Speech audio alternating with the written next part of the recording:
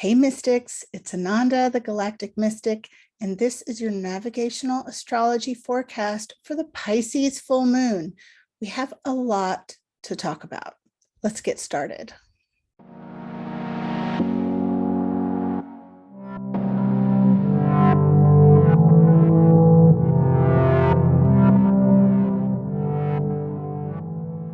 Okay, my friends, welcome to the beautiful Pisces full moon.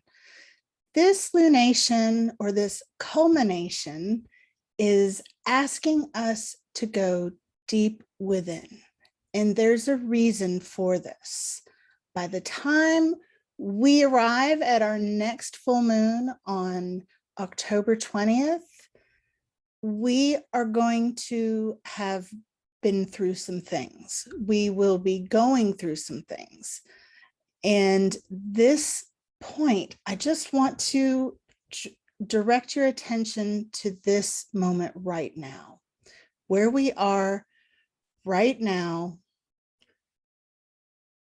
It's going to be important to look back to this a month from now. So what are some of the things that I'm talking about? Well, there's an order of events in the next several months, but if we're just looking at from now until the next full moon, which is an Aries full moon at 27 degrees of Aries, and it is an exact alignment in conjunction with the Andromeda galaxy, our sister galaxy. And it's known that our galaxy and the Andromeda galaxy are moving towards each other with an inevitable merging at some point in the very distant future. So this brings to mind the idea of long-term fated events, okay? The Andromeda galaxy is highly about the energy associated with the Andromeda galaxy and Andromedan star seeds, and the whole energy that we associate with Andromeda is that of freedom. And I'm talking about how the many creative ways we will bend ourselves in half to maintain our freedom. All the lengths we're willing to go to, the deep understanding that we are free already, and any infringement upon that or attempted infringement upon that freedom just is like drinking acid. It's just not gonna, it just cannot be, we would do anything to maintain freedom. So it's very interesting that that is the next full moon. And then in the time and from now until we get there, October 1st, Pluto stations direct. Then we have the Libra new moon on October 6th at 13 degrees.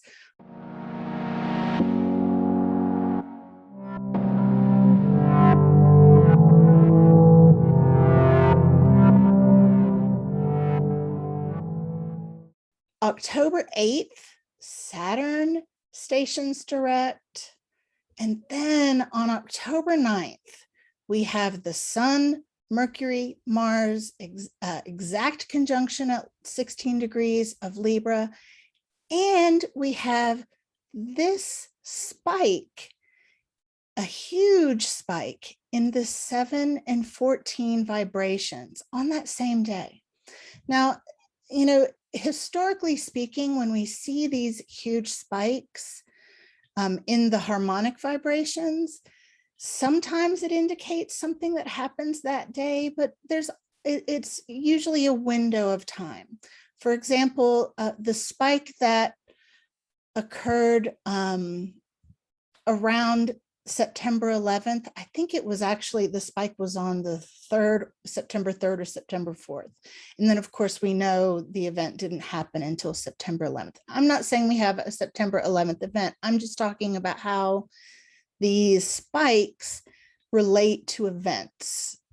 There was one in connection with the JFK assassination. Anyway, that's a whole other subject. I will be talking more about this spike and the subsequent spikes in different vibrations, and some in the same 714 vibration as we get closer to that.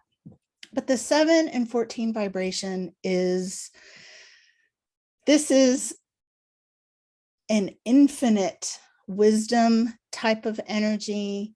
It calls us deeply within. It's mystical, creative, and it highlights our creative potential, but it highlights our creative potential in the highest possible manifestation of our creations, and the lowest possible destructive ways that our creative energy can manifest. It is all of that. So this is the type of energy for this spike that is going to call us deeply within, and it's a shared experience. This is also an energy associated with things like divine intervention. It cues our consciousness to beyond the physical in a rather sober way. It can indicate growth at a price. There's a lot here, and this video wasn't meant to be about this, but just as a heads up that these are the events that are lined up from now until the Aries full moon on October 20th. Then, of course, we have on October 16th, Jupiter stations direct, and then October 20th, that full moon. So it's a lot, okay? So what is this? This full moon in Pisces is so deeply important for those reasons. So what is being asked of us? In navigational astrology, I look at how we can most successfully navigate the energies that we are in. And one of the best things is to bring in practical tools, practical activities, practical exercises. That's how we maintain strength, how we get through hard times. So let's look at this chart for the full moon and talk about it a little bit. The major arcana card for this full moon is the Tower. It's true that the Tower is one of the most dreaded cards in the deck, but I challenge you to think of it in this way. We pray for the Tower. We pray for our illusions to be destroyed. We want things that are not sustainable, not right for us, to fall away. Yes, this can indicate unforeseen catastrophe, abrupt awakening, third eye opening, kundalini awakening, sudden crumbling of faulty structures. Notice, though, that it's not unlike a lighthouse, okay? A lighthouse is what this full moon is asking you to be. So build a new lighthouse out of indestructible stuff, and the indestructible stuff is that interconnection with the divine. Let all the illusions fall away. Let the truth be realized within and without, inside and outside.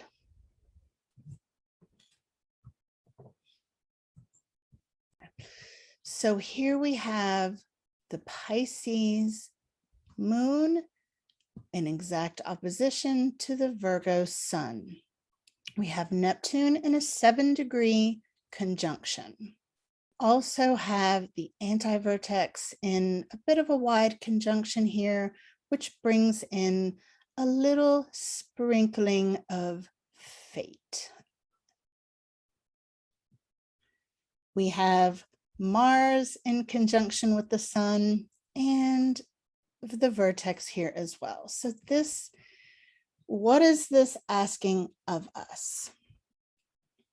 This is so incredibly Piscean, this full moon, in many, many different ways that I won't even go into, but it's that layered effect that I talk about sometimes. When there's a theme, it repeats throughout the chart. And this is what I'm seeing with just Pisces and Piscean things. What are Piscean things?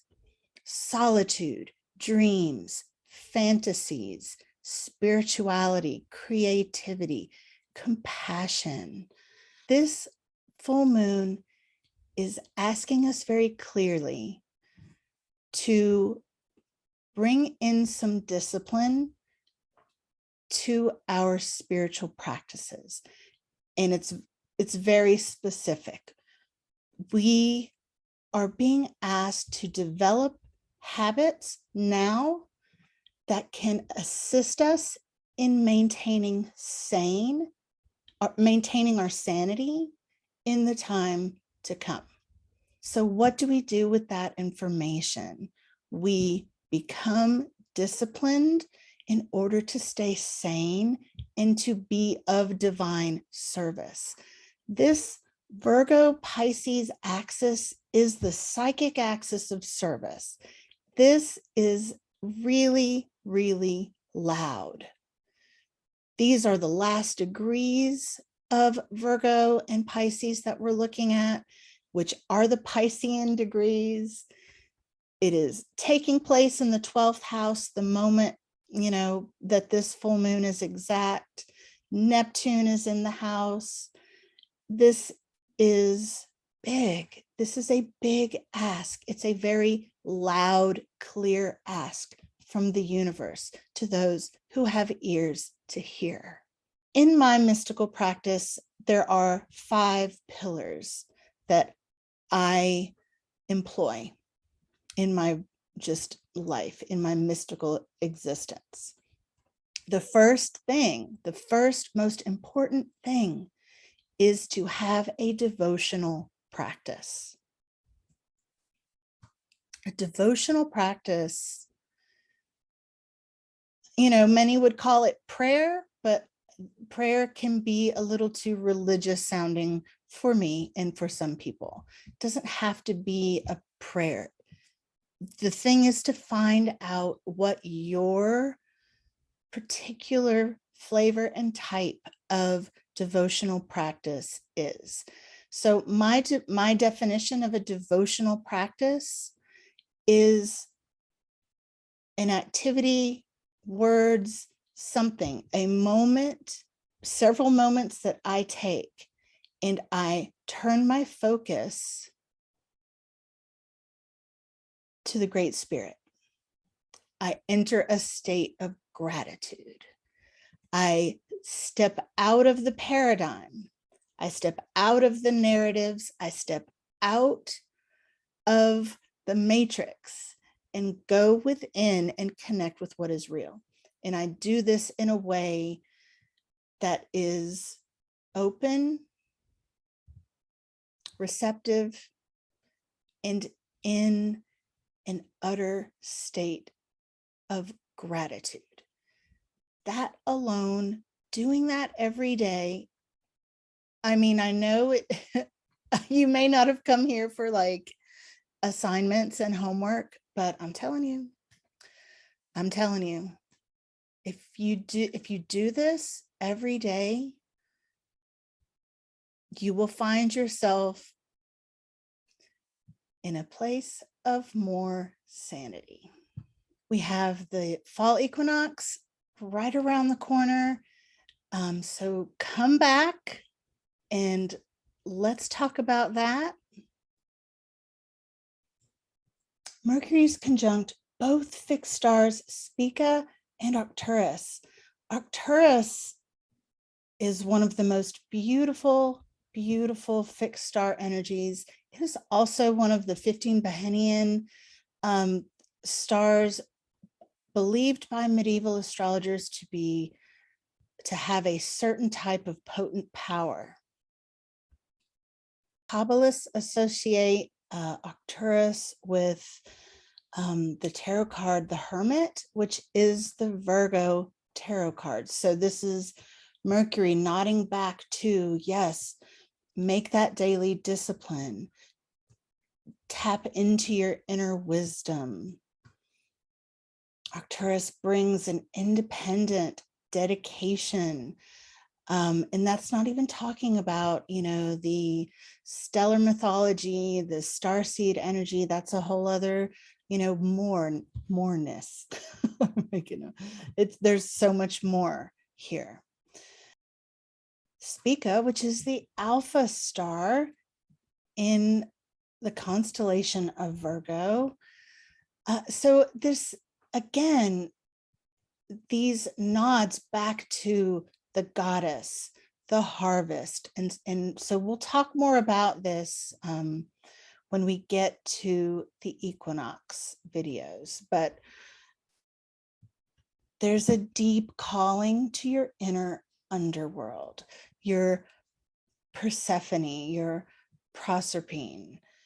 This is a call to the temple within, where the only place that we have access to true sanity when everything is going crazy outside of us.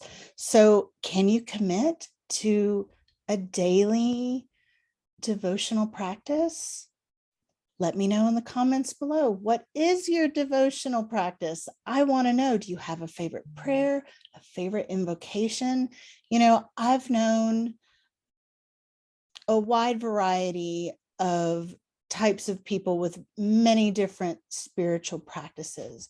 I've known pagans and mystics, shamans who their devotional practice was to greet the sun every day at sunrise and to, bid it good night or, connect with it at sunset every night. And they were incredibly devoted to this. I'm telling you, at a dinner party, all of a sudden, so-and-so is just quietly stepping out to have their moment, their devotional moment, and then they return. And it is that type of commitment. It's time for some follow through on everything that you have done spiritually up till now. Make it a thing, make it real, make your inner world connection real. Thank you for liking and subscribing. Thank you for shining your light in this world. Thank you for taking me up on this challenge, homework of a daily devotional practice.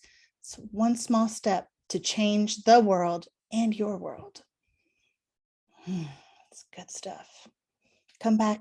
Let's talk about the equinox. See you later.